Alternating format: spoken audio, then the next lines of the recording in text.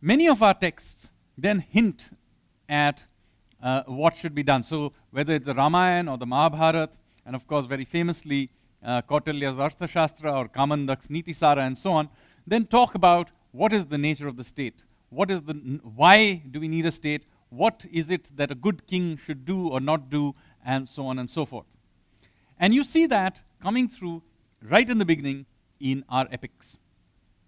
So you have, for example, the Ramayana. Now, of course, both the Ramayana and Mahabharata have specific sections.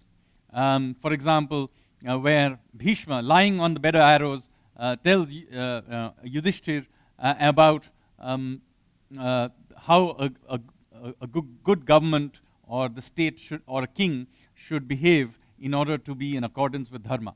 Now, I'm not even going to go into the specifics of that.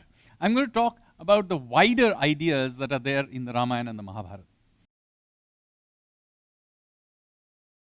Now, the Ramayana starts out right in the beginning, originally as a very simple story of love and adventure. This is in some ways not too different from the story that pretty much every Indian grandmother tells her grandchildren at bedtime. This is a simple story. It is common throughout not just India but outside of India as well. And this somehow at some point in time gets formalized into the Sanskrit epic of Valmiki.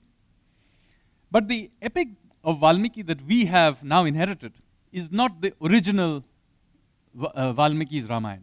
What happened is that some point along the way, a large number of interpolations were added. In particular, a large section in the end, which we now know as the Uttar Ramayana, and some sections in between, and particularly in the very beginning, which in fact turned Valmiki, first of all, into a contemporary of Ram, which wasn't quite the case in the original version. But what it also does is it turns the Ramayana into a discussion about the rule of law. So what is Ram trying to do? So the original story of love and adventure is converted into a story about the rule of law. And why is Ram the Purushottam, the great man, why is Ram the great king? And incidentally, in the Ramayana, he's not quite yet Bhagwan Ram. That happens much later in Tulsi and so on. So in the beginning, he is the great man, the great hero, the great king Ram. And why is he a great king? Why is he a great man? Because he believes in the law and follows it. So throughout the Ramayana, what is Ram doing? He follows the law. Even when the law is against him, when it is unfair, he follows the law. So it is entirely unfair that he is sent to exile. But that was what his father had promised. So the contract or the promise has to be enforced. So this is a very important thing. So throughout the story you see he keeps doing that. And now, while that was just there in the original version as an episode, by the end, that becomes a dominant theme. And an entire section, the Uttar Ramayana, is added to make this case, where he, as the king, has to send his wife away to exile, even though he agrees that it is unfair. It is not that the Ramayana justifies Sita's second exile. And Ram himself does not justify it. He agrees it is unfair. He does not remarry.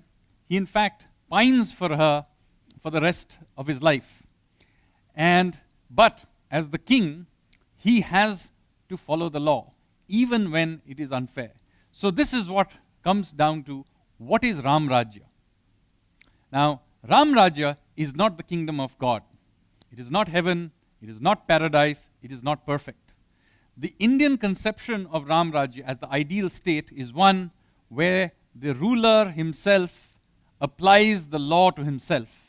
That is Ram Rajya, i.e. a place where there is rule of law right through the whole system.